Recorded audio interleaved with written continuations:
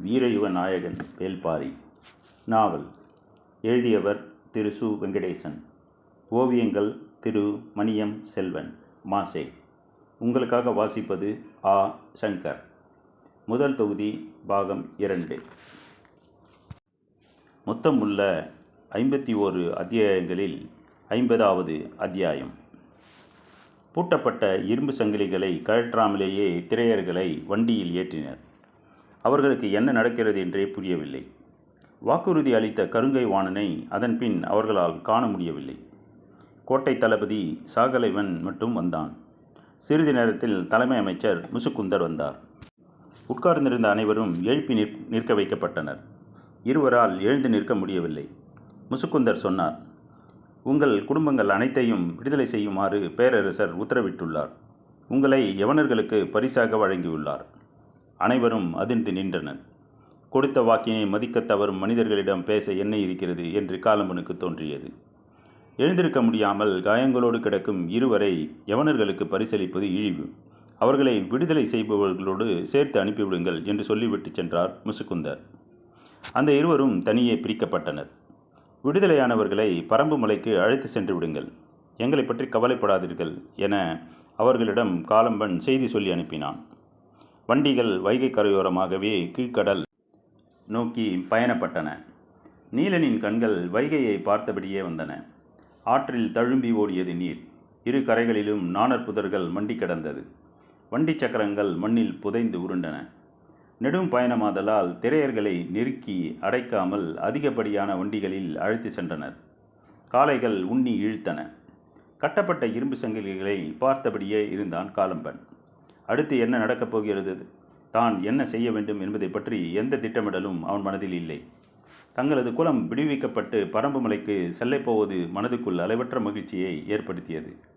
குலத்தின் தலைவனான எனது வேலை முடிந்தது, இனி அவர்களை பாரி பாதுகாப்பான் என்ற உணர்வு உடலெங்கும் பரவியது. பாரம் இறக்கப்பட்டவனாய் அயர்ந்து உட்கார்ந்திருந்தான் காலம்பன்.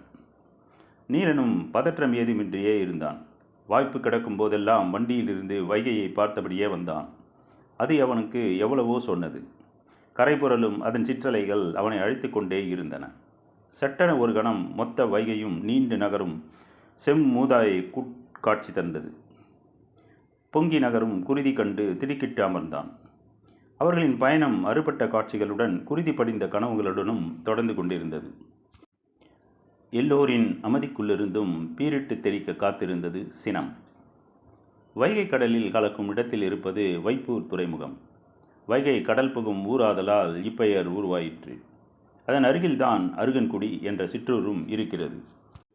பாண்டிய நாட்டின் முதற் பெரும் துறைமுகமாக வைப்பூர் துறைமுகம் இருந்தது. காரணம் அதன் அமைவிடம். வைகை கடலில் முட்டும் அதன் நெற்றிப்பகுதி வில் போல வளைந்தது. வளைந்த அந்த கரை சற்றே கடினமான மண்ணடுக்குகளை கொண்டது. வந்து சேரும் கப்பல் கடலில் இருந்து வைகைக்குள் நுழைந்து ஆற்றின் உள்ளடுக்கினுள் இருக்கும் வைப்பூர் துறைமுகத்தை அடையும். கடலலைகள் வளைவுகள் கடந்து உள்ளேறி வாராது. பெருங்காற்றும் கடற்கொந்தளிப்பும் கூட வைப்பூர் துறைமுகத்தை சேதப்படுத்தியதில்லை. இதன் பாதுகாப்பிற்கு வேறு எந்த துறைமுகத்தையும் இணை சொல்ல முடியாது. வைப்பூர் துறைமுகம் பொருள்களை ஏற்றி இறக்கவும் கப்பல்கள் வந்து தங்கி செல்லவும் இயற்கையே அரணாக அமைந்திருந்தால் யவனர்கள் எங்குமில்லாத அளவு பெருங்கோட்டையை இங்கு கட்டியுள்ளனர். தங்களுடைய பொருட்களை கொண்டு வந்து இறக்கவும் ஏற்றவும் பொருத்தமான ஏற்பாட்டினை நீண்ட காலத்துக்கு முன்பே செய்துவிட்டனர். பாண்டிய அரசும் வணிகப் பொருளினை பாதுகாக்கவும் வரி வாங்கவும் வசதியாக கோட்டை எழுப்பியுள்ளது. வைப்பூர் துறைமுகத்தில் இரு பெரும் கோட்டைகள் நின்று கொண்டிருக்கின்றன. இத்திருமணத்திற்காக யமன பெருவணிகன் வெஸ்பானியன் தலைமையில் பலரும் அணி திரண்டு வந்தனர். அரச பிரதிநிதிகள், வணிகர்கள், துறைமுக பொறுப்பாளர்கள், எண்ணற்றோர்களின் கூட்டம் அது. குறிப்பாக கடல் பயணத்தின் சாகச தளபதி இப்பாலஸ் இத்திருமணத்திற்கு வந்ததுதான் வணிகர்கள் மத்தியில் பெரும் பேச்சாக இருந்தது. திருமணம் முடிந்து மதுரை விட்டு புறப்பட்டவர்கள் வைகை கரையின் வழியே பயணப்பட்டு வைப்பூர் துறைமுக கோட்டையை அடைந்தனர். அங்கு அவர்களுக்கு பெருவிருந்தும் வழி அனுப்பும் நிகழ்வும் ஏற்பாடாயிருந்தன. பேரரசின் சார்பில் இவ்வழி அனுப்பும் நிகழ்வுக்கு தலைமை அமைச்சர் முசுக்குந்தர் வருகை தரவிருந்தார். அவர் வருவதற்கு முன் 2ஆம் நிலை தளபதிகள் வந்து சேர்ந்தனர். இத்திருமண விழாவின் பெருமகிழ்வுக்கு காரணமாயிருந்தது வெங்கல் நாடு. அதை பாராட்டி மரியாதை செய்யும் பொருட்டு இளமாறனை 2ஆம் நிலை தளபதிகளில் ஒருவனாக பேரரசர் நியமித்தார். மயூர்கிழார் அளவற்ற மகிழ்ச்சியில் திளைத்தார். அவருக்கு ஒரே மகனான இளமாறனின் மீதுதான் அவரின் கனிவு முழுவதும் கட்டமைக்கப்பட்டிருந்தது. அவனை பெருநிலம் ஆளும் மாவீரனாக மாற்றுவதே அவரது எண்ணம். பேரரசனின் பார்வை அவன் மீது செயல் மீது விழ வேண்டும் என்பதற்காக நீண்ட நாள் காத்திருந்தார். கூடுதல் கொற்றர்களை அனுப்பச் சொல்லி அரண்மனையில் இருந்து வந்த செய்தியை சரியான வாய்ப்பாக பயன்படுத்தினார். செய்தியை கொண்டு வந்த செவியனுடனேயே கொற்றர்களை அனுப்பி வைத்திருக்கலாம். ஆனால் அதனை பயன்படுத்தி திருமணத்துக்கு வெகு நாட்களுக்கு முன்பே இளமாறனை அரண்மனைக்கு அனுப்பினார். வேறு எந்த ஒரு சிற்றரசனுக்கும் கிடைக்காத அரிய வாய்ப்பது. இக்காலத்தில் பேரரசரோ இளவரசரோ யாரேனும் ஒருவரால் இளமாறனின் திறமை கவனிக்கப்படும் சூழல் உருவாகும் என நம்பினார். ஆனால் அவர் எதிர்பார்த்ததை விட பெரும் நன்மை விளைந்துள்ளது. அரசவையில் இன்று இளமாறனை தெரியாதவர்கள் யாரும் இல்லை. இப்பெரும் பேரரசின் நிர்வாகத்துக்குள் அறியப்படும் மனிதனாக மாறுவது எளிய செயலன்று. பேரரசரால் ஒரு முறை புகழப்பட்டால் போதும், அது அரண்மனைக்குள் என்றென்றும் நிலைத்த கதையாகிவிடும். எந்த ஒரு அரண்மனையிலும் அனைத்து இடங்களிலும் அதிகாரம் செலுத்துவது அரசரின் குரல் அன்று. அரசரின் குரலாக கருதப்படுகிற குரல் அதை கட்டுப்படுத்த யாராலும் முடியாது. அரசுகள் சட்டத்திட்டங்களையும் சின்னங்களையும் அடையாள முத்திரைகளையும் உருவாக்குவதற்கு காரணம் இதுதான் அரசரின் குரல் என்று அதிகாரப்பூர்வமாக வரையறுப்பதற்குத்தான். ஆனால் அறிவிப்புகளின் வழியே மட்டும் எந்த ஒரு அரசும் இயங்குவதில்லை. அது நாள்தோறும் இயங்குவது. இன்று பேரரசர் சினத்தோடு இருக்கிறார், மகிழ்வோடு இருக்கிறார். இன்று அவர் வைகையின் நீராழி மண்டபத்தில் இருக்கிறார், இன்று கிளாசரினாவின் மாளிகையில் இருக்கிறார் என்று உலவும் செய்தியோடு அதற்கான காரணத்தையும் சொல்லும் கதைகளும் உலவிக்கொண்டுதான் இருக்கின்றன. அரண்மனை செயல்பாடு என்பது துல்லியமான சட்டத்திட்டங்களால் வகுக்கப்பட்டது. ஆனாலும் மனிதர்களால் தான் அது நிர்வகிக்கப்படுகிறது. எதையும் எளிதில் நம்ப மனிதன் சிறு வயது முதல் எத்தனையோ முறைகளில் பயிற்றுவிக்கப்பட்டுள்ளான். எனவே மனித மனதை சட்டத்திட்டங்களை பின்பற்றத்தான் சொல்ல முடியும். சட்டத்திட்டங்களுக்கு ஏற்ப அதனை மாற்ற முடியாது. அரண்மனையில் எல்லோராலும் பேசப்படுகிற அதே நேரம் எளிதில் மாற்ற முடியாத கதையாக இளமாறன் கதை மாறிவிட்டது. வீரர்கள் எத்தனையோ பேர் இப்படிப்பட்ட கதைகள் உருவாக்கி கொண்டுதான் இருக்கின்றன. ஆனால் அக்கதைகளை வைத்து என்ன செய்வதென்று வீரர்களுக்கு தெரியாது. அவர்களை பொறுத்தவரை அவை புகழ்பாடும் கதைகள், அவ்வளவுதான். ஆனால் மயூர்கிழார் போன்றவர்களுக்கு இக்கதை ஒன்று போதும். அதை அனைத்துமாக மாற்றிவிடுவார். வெங்கல் நாட்டின் பாணர்கள் பலரும் அடுத்து வரப்போகிற காலங்களில் இக்கதையைத்தான் பாடப்போகின்றனர். இளமாறனின் பெயர் அறிவுச்சாலையிலும் அரச மாளிகையிலும் தொடர்ந்து கேட்டுக்கொண்டே இருக்கப் போகிறது. பொருத்தமான காலம் வரும்பொழுது இவை அத்தனையையும் வேறொன்றாக மாற்றுவார் மயூர்கிழார். தொடர்ந்து பேசப்பட்டு கொண்டே இருப்பதன் மூலம் உருவாக்கப்படும் மனோ ஓவியம் வார்ப்புச் சிலையை விட வலிமை மிக்கது. குலசேகர பாண்டியன் தேவாங்கினை எடுத்து வர பரம்புமலை நோக்கி திரையர்களை அனுப்பியது இரண்டாவது செயல்தான். முதல் செயல் மயூர்கிழார் குலசேகர பாண்டியனை நோக்கி தேவாங்கினை அனுப்பியதுதான். இரண்டும் எதிர்பார்த்ததை விட பெரும் வெற்றியை பெற்றிருக்கும் வேலை இது. இளமாறன் மிக இளம் வயதில் பேரரசின் நம்பிக்கை பெற்று இவ்விடத்தை அடைந்து விட்டான். மயூர்கிழார் தனது வாழ்வு முழுக்க பாண்டிய நாட்டுக்கு உண்மையாக இருந்தவர். அதனை வெளிப்படுத்தவும் செய்தவர். ஆனாலும் அரண்மனைக்குள் நுழையும் பொழுது ஆயுதம் வைத்துக் கொள்ளும் தகுதி அவருக்கு வழங்கப்படவில்லை. அந்த ஆதங்கத்தை அவர் மகன் அகற்றிவிட்டான். இனி உறைவாளோடு அவன் அரண்மனையில் காட்சியளிப்பதை அவர் பார்க்கலாம். ஆனால் அரசரின் அவைக்கு வாளோடு செல்லும் உரிமை இளவரசன் உள்ளிட்ட யாருக்கும் இல்லை. பாண்டிய நாட்டின் சட்ட விதிகள் மிக கடுமையானவை. பட்டத்து யானையின் மீது போர்த்தப்படும் துணியின் வண்ணம் முதல் படுக்கை அறையில் நாள்களுக்கு தகுந்தவாறு மணக்க வேண்டிய நறுமண புகையின் வாசம் வரை எல்லாவற்றிற்கும் விதிகள் செய்யப்பட்டுள்ளன. விதிகளால் வார்க்கப்பட்டது தான் அரசாட்சி. அதன் உறுதிக்கு மட்டுமன்று, இரக்கமற்ற குணத்திற்கும் அதுவே அடிப்படை. விதிகளின் படிக்கட்டுகளில் கால் பதிக்க தொடங்கியவனை அதுவே அடுத்தடுத்த நிலைக்கு கொண்டு சென்றுவிடும். அதன் பிறகு அவனுக்கு தகுந்ததாக விதி தன்னை மாற்றிக்கொள்ளும். இணைமீன்கள் பொறிக்கப்பட்ட பாண்டிய நாட்டு அரச முத்திரையுடனான கவசத்தை இளமாறன் மார்பில் அணிந்ததை பார்த்தபொழுது மயூர்கிழாரின் கண்கள் மகிழ்வில் கரைந்தன. தன் மகன் இந்த நிலை அடைய இன்னும் எத்தனையோ ஆண்டுகள் ஆகும் என நினைத்தார். ஆனால் எந்த ஒரு சிறுகுடி மன்னனாலும் முடியாத ஒன்றினை நிகழ்த்தி காட்டிய பெருமை இப்பொழுது அவரின் தோள்களில் மீதிருந்தது. திருமணம் முடிந்ததும் அவர் வெங்கல் நாட்டுக்கு புறப்பட்டார். அவர் போகும் வழியில் உள்ள அனைத்து சிறுகுடி மன்னர்களின் மாளிகைகளிலும் தங்கி விழா சிறப்பினை பேசி கழித்துவிட்டுத்தான் போவார். ஏனெனில் இப்பெருவிழாவின் சிறப்பின் வழியாக அவர் நிலைபெறச் செய்வது தன் மகனின் சிறப்பையும் தனது சிறப்பையும் தான். அவர் வெங்கல் நாட்டுக்கு புறப்படும் நாளன்றுதான் இளமாறன் வைப்பூர் கோட்டைக்கு தனது ஆலாவின் மேலேறி பயணப்பட தொடங்கினான். உடன் வந்த வீரர்களின் குதிரைகளால் ஆலாவின் வேகத்துக்கு சிறிதும் ஈடு கொடுக்க முடியவில்லை. அவர்களின் புகழ் மாலைகள் முழுவதையும் ஆலாவே சூடிக்கொண்டது. வைப்பூர் கோட்டையை இளமாறன் அடைந்த பொழுது திரையர்கள் அங்கு வந்து சேர்ந்து ஒரு வாரமாகியிருந்தது. முன்பு போல் இல்லாமல் திரையர்களுக்கு நல்ல உணவு கொடுக்கப்பட்டது. யவனர்களுக்கு பரிசாக கொடுக்கும் பொழுது அவர்களின் காயங்கள் ஆறி தெளிச்சியாக இருக்க வேண்டும் என்பதால் கோட்டையின் இடதுமுறையில் இருந்த அறையில் தனித்தனி சங்கிகளால் அவர்கள் கட்டப்பட்டிருந்தன. கப்பலில் இருந்து இறங்கிய பொருட்கள் எங்கும் குவிக்கப்பட்டிருந்தன.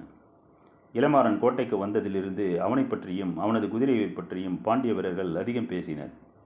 குதிரையின் பெயர் ஆலா என்று அறிந்ததிலிருந்து அதன் ஒவ்வொரு அசைவையும் உற்று கவனித்து கொண்டிருந்தான் நீலன். சில நாட்களுக்கு பின் படை வீரர்களின் பெரும் அணிவகுப்பு ஒன்று கோட்டைக்குள் வந்தது. தலைமை அமைச்சர் முசுக்குந்தர் வரும் செய்தி தெரிவிக்கப்பட்டது.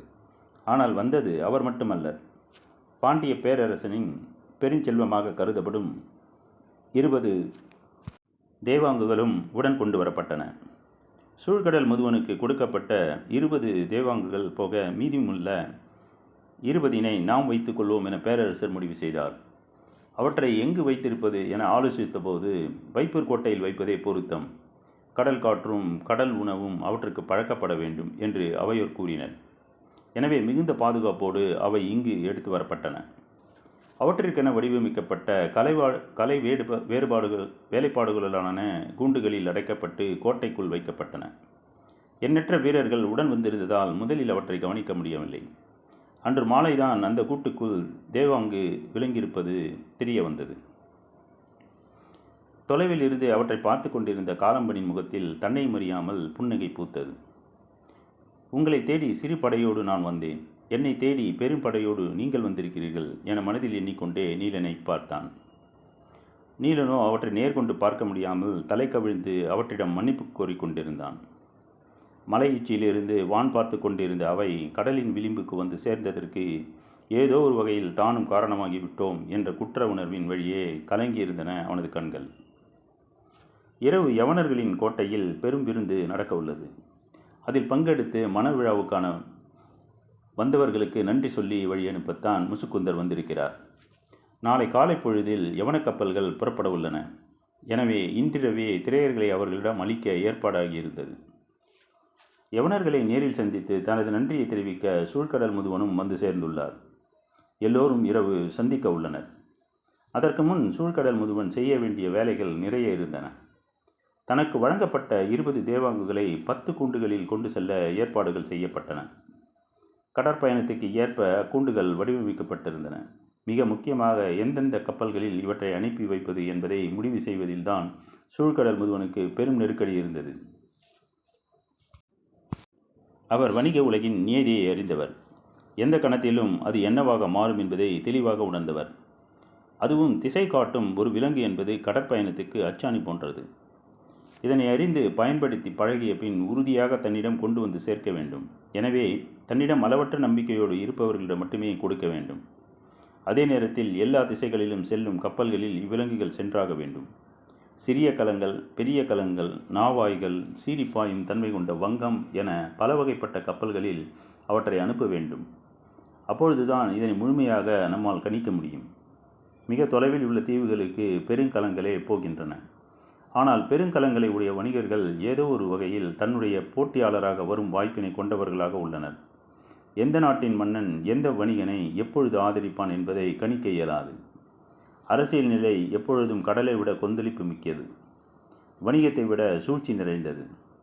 எனவே எல்லாவற்றையும் கணக்கில் எடுத்துக்கொண்டு சூழ்கடல் முதுவன் திட்டமிட்டான். இரளித்தீவுக்கும் தெங்கின் தீவுக்கும் செல்லவிருந்த பெரிய கலங்களில் தேவாங்கின் கூட்டினை ஏற்றினான். குசையின் தீவுக்கு பயணம் செல்ல இது பொருத்தமான காலம் அல்ல. அக்கடலில் அவ்வப்போது வீசி செல்லும் காற்று கலங்களை எளிதில் திசை மாற்றம் செய்துவிடும். அதன்பின் கலங்களால் நிலை திரும்ப முடியாது. ஆனால் இப்பொழுது தேவாங்கு இருப்பதால் அக்கவலை இல்லை. காற்றால் திசை மாறினாலும் மீண்டும் திசையறிந்து கொள்வது எளிது. எனவே நம்பிக்கையோடு பயணம் செல்லலாம் என்று சொல்லி தன் தம்பியை அதற்கு பொறுப்பாக்கினான். இருப்பதிலேயே பெரிய வங்கத்தை எடுத்துக்கொண்டு போ என்றும் அனுமதி கொடுத்தான். வணிகம் எவ்வளவு சூழ்ச்சி நிறைந்தது என்பதை குலசேகர பாண்டியன் சூழ்கடல் முதுவனை வைத்து சோதிப்பதும் சூழ்கடல் முதுவன் தன் தம்பியை வைத்து சோதிப்பதுமாக நடந்தேறியது. தான் பயணப்பட உள்ள நவலாந்தீவுக்கு திசையேறிய எந்தவித உதவியும் தேவையில்லை. எல்லா காலங்களிலும் கலங்கள் சென்று திரும்பும் எளிய வழி பயணம் அது. ஆனால் அப்பயணத்திற்கு 4 தேவாங்கினை எடுத்து வைத்து கொண்டான் சூழ்கடல் முதுவன். யவனர்களுக்காக இரவு நடைபெறவுள்ள விருந்தில் வணிகர்கள் பலரும் கலந்து கொள்ள உள்ளனர். இந்நிகழ்வு முடிந்த பின் நாளை காலையிலிருந்து கலங்கள் எல்லாம் வைப்பூர் துறைமுகத்திலிருந்து புறப்பட்டு வெளியேற உள்ளன. சூழ்கடல் முதுவன் விருந்தில் கவனம் கொண்டிருந்த அதே நேரத்தில் இன்னொன்றிலும் மிக கவனமாக இருந்தான். தேவாங்கினை எடுத்துச் செல்ல தேர்வு செய்யப்பட்ட கப்பல்கள் இன்று நள்ளிரவிலேயே புறப்படுவதற்கான ஏற்பாட்டினையும் செய்திருந்தான். பேரரசர் விதித்த கட்டளைகள் மிக முக்கியமானவையாக இருந்தன. முதற்கட்ட பயணம் முடியும் வரை இவை பிற வணிகர்களுக்கு தெரியாமல் இருப்பது பேரரசரின் கட்டளை. இரவு நெருங்கியது. வைப்பூர் துறைமுகம் கணக்கில்லாத கலங்களால் நிரம்பி வழிந்து கொண்டிருந்தது. யவனர்களின் நாவாய்கள் நாளை புறப்படுவதற்காக ஏற்பாடாகி கொண்டிருந்தன. பெரும்படிவத்தில் அசைந்தாடும் யவன நாவாய்களை பார்ப்பதே பேரழகு. துறையின் கரையில் பாதி தொலைவுக்கு மேல் யவன நாவாய்களே நின்றிருந்தன. அவற்றின் அகலமும் உயரமும் கரையிலிருந்து பார்ப்பவரை திகைக்கச் செய்யக்கூடியது. நெடுந்தொலைவு செல்ல வேண்டிய பயணமாதலால் 2-3 பாய்மரங்களை கொண்டதாக இருக்கும். கப்பலின் வலப்புறம் துறைமுக பகுதி, அதாவது துறைமுக மேடையை ஒட்டி நிறுத்த வேண்டிய பகுதி. இடப்புறம் மீகான் மேலேறி நின்று பார்க்கக்கூடிய கூம்பு வடிவ மேடை அமைக்கப்பட்டுள்ள பகுதி. பெருங்கப்பல்களில் இம்மேடையின் உயரம் பாய்மரத்தின் உயரத்தில் 1/3 பங்கு இருக்கும். அது சிறு கலங்களில் ஏற்படும் பாய்மரத்தின் உயரத்திற்கு நிகரானது. கலங்களின் முன்புறம் இருக்கும் சுக்கானின் மேடையும் அதே போன்ற தன்மையுடையதுதான். பாய்மரத்தின் மேலிருந்து எங்கும் இழுபட்டு விடைத்திருக்கும் கயிறுகள் ஒரு கோணத்தில் மீட்ட தயாராக இருக்கும் யாழ் நரம்புகள் போன்றே காட்சியளிக்கும். கடலும் காற்றும் மீட்டியபடி மிதக்கும் ஒரு பயணம் தொடங்க ஏற்பாடாகி கொண்டிருந்தது. யவன கப்பல்களை தொடர்ந்து சாத்துக்களின் கலங்கள், அதாவது தமிழ் பேசும் வணிகர்களின் எண்ணற்ற கலங்கள் நின்று கொண்டிருந்தன. அவை ஒவ்வொன்றும் ஒவ்வொரு தன்மையுடையவை. கலங்களின் முகப்பில் பொறிக்கப்பட்ட வடிவத்தை வைத்து அவற்றிற்கான பெயர்கள் அமைந்திருந்தன. யானை, சிங்கம், குதிரை போன்ற எண்ணற்ற வடிவங்களை தாங்கியதாக அவற்றின் முகப்புகள் இருந்தன. வனப்பேரிய இவ்விலங்குகள் எல்லாம் சீரும் கடலலைக்குள் தலை நுழைத்து மேலெழ காத்திருந்தன. வைப்பூர் துறைமுகத்தில் இவ்வளவு கலங்கள் வந்து நிற்பது இதுவரை யாரும் காணாத காட்சி. அதுவும் அவையெல்லாம் அடுத்த ஓரிரு நாட்களில் புறப்பட ஆயத்தமாகி கொண்டிருந்தன. கலங்கள் புறப்படப் போவதாக இருந்தால் அதற்கு முன் செய்ய வேண்டிய வேலைகள் எண்ணற்றன. அருகில் இருக்கும் அருகன்குடி மக்கள்தாம் இப்பணிகளை முழுமையும் செய்பவர்கள். ஆனால் ஒரே நேரத்தில் இவ்வளவு கலங்களை அவர்கள் யாரும் பார்த்ததில்லை. பார்க்கவே கண்கொள்ளா காட்சியாக அது இருந்தது.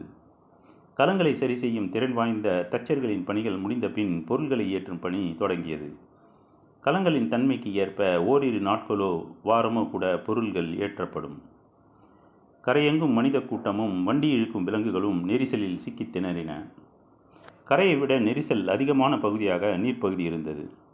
கலங்களை சுற்றி சிறு சிறு தோணி ஓடங்களும் திரளி மர படகுகளும் மொய்த்து கிடந்தன. பட்டத்து யானைக்கு நடக்கும் ஒப்பனையை போன்றதுதான் பயணப்படும் முன் கலங்களை ஆயத்தம் செய்வது. பணி செய்த அருகன்குடியில் இருக்கும் மக்கள் போதாததால் பக்கத்தில் உள்ள பல ஊர்களிலிருந்து வந்து பணியாளர்கள் வேலை பார்த்தனர். இனிப்பு சாப்பிடும் குழந்தையின் வாய் முழுவதும் ஈக்கள் முய்ப்பதை போல வைகையின் வாய் முழுவதும் கலங்கள் மொய்த்து கிடந்தன. இதை பார்க்கவே கூட்டம் நிரம்பி இருந்தது. எங்கும் தின்பண்டங்கள் விற்பதும் உற்சாக கொண்டாட்டமுமாக இருந்தது. அலையோசையும் பறவைகளின் ஓசையும் கூவி விற்கும் மக்களின் ஓசையும் ஒன்றினை ஒன்று வீஞ்சிக் கொண்டிருந்தன. வீசுங்காற்றின் உப்பஞ்சாரல் மேனி தழுவியபடி விடாது வீசியது. யவனத்தேரர்கள் எளிய மனிதருக்கும் கிடைக்கும் வாய்ப்பு துறைமுகத்தில்தான் ஏற்படும். புறப்படப் போகும் பொழுது தமக்கு சிறப்பாக பணிவிடை செய்தவர்களுக்கு தேரல் குடுவைகளை அள்ளி வழங்கும் யவன வணிகர்கள் உள்ளனர். 2 மாதம் நீண்ட மதுரையின் மணநாள் கொண்டாட்டம் தனது கடைசி விழாவை வைப்பூரில் வைத்து நிகழ்த்தி கொண்டிருந்தது. திருமண விழாவில் பங்கெடுத்த வணிகர்கள் பலருக்கும் நன்மைகள் பல கிட்டின. புதிய அறிமுகங்களும் தொடர்புகளும் அவர்களின் கலங்களை அதிக தொலைவிற்கு பயணப்பட அழைத்திருந்தன. எல்லா கலங்களும் ஏரா எனும் அடிமரத்தின் மீதே விழா விளிம்பு போல இருபுறமும் மேல் நோக்கி கட்டப்படும். அக்கட்டுமானத்தை வாங்குகால் என அழைப்பார்கள். வணிகம் தன்னை இணையில்லா வேகத்துடன் பெருக்கிக் கொள்ளும் குணத்தையே அடிமரமாக கொண்டது. அவ்வடிமரத்தின் மீது வைத்து கட்டப்படும் எண்ணிலடங்காத வாங்கு கால்கள்தான் மீதமுள்ள எல்லா நடவடிக்கைகளும். பங்கெடுத்த வணிகர்களின் அடிமரத்துக்கு வலு சேர்க்கும் நிகழ்வாக இத்திருமணம் அமைந்தது என்று மகிழ்ச்சியடையாதவர்கள் யாரும் இல்லை. வாங்கு கால்கள் செழிப்பாக அமைந்ததை விருந்தில் கலந்து கொண்ட ஒவ்வொருவரின் முகமும் சொல்லிக் கொண்டிருந்தது. விருந்து தொடங்கியிருக்க வேண்டும். யவனக்கோட்டையிலிருந்து கேட்கும் ஓசை அதனைத்தான் சொல்லுகிறது. அவ்வோசை கேட்கத் தொடங்கியவுடன் துறைமுக மேடையில் இருக்கும் கலங்களின் பொறுப்பாளர்கள் தங்களை இறுதி கட்டத்துக்கு ஆயத்தப்படுத்தி தொடங்கினர். ஏனென்றால் விருந்திலிருந்து எந்த கணமும் தங்களின் உரிமையாளர் புறப்பட்டு வரக்கூடும். அவர் வந்தவுடன் கலங்களை நகர்த்தியாக வேண்டும். பணிகள் பெரும் விறுவிறுப்போடு நடந்து கொண்டிருக்கையில் வரிசை வரிசையாக கொண்டு வரப்பட்ட அடிமைகள் கலங்களில் ஏற்றப்பட்டனர். அடிமைகளின் கை கால்களில் இது நாள் வரை இருந்த இரும்புச் சங்கிலிகள் அகற்றப்பட்டு துளையிடப்பட்ட கட்டைகள் இரு கைகளும் சுருக்கப்பட்டிருந்தன. துடுப்புகளை இழுக்க தோதான வடிவமாக இதுவே இருக்கும் என்பதால் அடிமைகள் வரிசையாக கலங்களுக்குள்ளே அனுப்பப்பட்டனர். அவர்களை வழிநடத்தும் பொறுப்பாளர்கள் துறைமுகந்தோறும் புதுச்சாட்டைகளை மாற்றுவது வழக்கம். தோலும் விலங்கின் நரம்பும் மரத்தின் நரம்பும் பின்னியபடி நீல் சாட்டை செய்யும் தச்சுக்கூடம் அருகன்குடியில் 3 இருக்கின்றன. ஆனால் இப்பொழுது அங்கு ஒரு சாட்டை கூட இல்லை. எல்லாம் விற்று தீர்ந்து விட்டன. மீன்கள் துள்ளி எழக்கூட இடைவெளியற்று கலங்கள் நின்று கொண்டிருந்தன. ஆனால் எல்லோரின் பார்வையும் குவிந்து கிடந்தது ஒற்றை கலத்தின் மீதுதான். அதன் உயரமும் அகலமும் துறைமுகத்தை ஆண்டு கொண்டிருந்தன. அதற்கான வேலைகளை செய்ய மட்டுமே எண்ணற்ற பணியாளர்கள் இருந்தனர். அதுதான் கடல் பயணத்தின் சாகச தளபதியான இப்பாலஸின் நாவாய். அக்கப்பல் இத்துறைமுகத்துக்கு வந்து பல நாட்கள் ஆகிவிட்டன. ஆனால் இத்தனை நாள்களும் இரவில் ஒரு சில விளக்குகள் தான் அதில் ஏற்றப்பட்டிருந்தன. ஆனால் இன்றிரவு எந்த கணத்திலும் சாகச தளபதி இப்பாலஸ் கப்பலுக்கு வந்து சேர்வான் என்பதால் அனைத்து விளக்குகளும் ஏற்றப்பட்டிருந்தன. அந்த காட்சியை காண்பவர்கள் யாராலும் கண்களை விலக்க முடியவில்லை. அலைகளுக்கு நடுவே ஓர் அரண்மனை மிதந்து கொண்டிருப்பது போல் இருந்தது. வைகை தனது மேனியெல்லாம் ஒளி கொண்டு வந்து கடலில் கலப்பது போல் தோன்றியது. இப்பாலஸின் கப்பல் அடிமைகள் எல்லோரும் ஏற்றப்பட்டவுடன் அக்கதவை பொறுப்பாளன் மூடத் தொடங்கினான். அது அடிமைகளை ஏற்றுவதற்கான கதவு. இனி அடுத்த துறைமுகத்தில்தான் அதை திறப்பார்கள். கதவை பொறுப்பாளன் மூடியபோது ஒருவன் வேகமாக ஓடி வந்து சொன்னான், இப்புதிய அடிமைகளையும் உள்ளே அனுப்பு. அவன் திரும்பி பார்த்தான். கருங்கொள்ளையர்களுக்கு இணையான உடல்வாகு கொண்டவர்களாக அவர்கள் இருந்தனர். வந்தவன் சொன்னான், பாண்டிய நாட்டின் பரிசு பொருளாக நம் தளபதிக்கு இவ்வடிமைகளை தந்துள்ளனர். அவன் மேலும் கீழும் பார்த்தான். கைகளில் இருந்த இரும்புச் சங்கிலி கழற்றப்பட்டு துளையிடப்பட்ட மரக்கட்டைகள் சொருகப்பட்டிருந்தன. போதுமான அடிமைகளை உள்ளே அனுப்பி முடித்துவிட்டேன். இனி இவர்களை மேல்தளத்துக்கு கொண்டு போ என்றான். வந்தவன் அவர்களை மேல்தளத்துக்கு அழைத்து சென்றான். புதிதாக வந்துள்ள அடிமைகளை சோதனை செய்ய எத்தனையோ வழிமுறைகள் உண்டு. கப்பல் பயணிக்கும் போது பேரலைகளுக்கு நடுவே அவர்களை மேலிருந்து தூக்கி எறிவது அதில் ஒரு வகை. வீசப்பட்டவன் கடலில் மூழ்காமல் எவ்வளவு நேரம் தாக்கு பிடிக்கிறான் என்பதை பொறுத்து அவனை மீண்டும் கப்பலில் ஏற்றலாமா அல்லது அப்படியே கடலுக்குள் விட்டுவிடலாமா என்பதை கூம்பு வடிவ கூண்டின் மேலிருந்து மீகான் முடிவு செய்வான். திரையர் கூட்டம் நாவாயின் மேல் தளத்துக்கு கொண்டு செல்லப்பட்டு மீகானின் மேடை அருகே நிறுத்தப்பட்டனர். தொடரும்.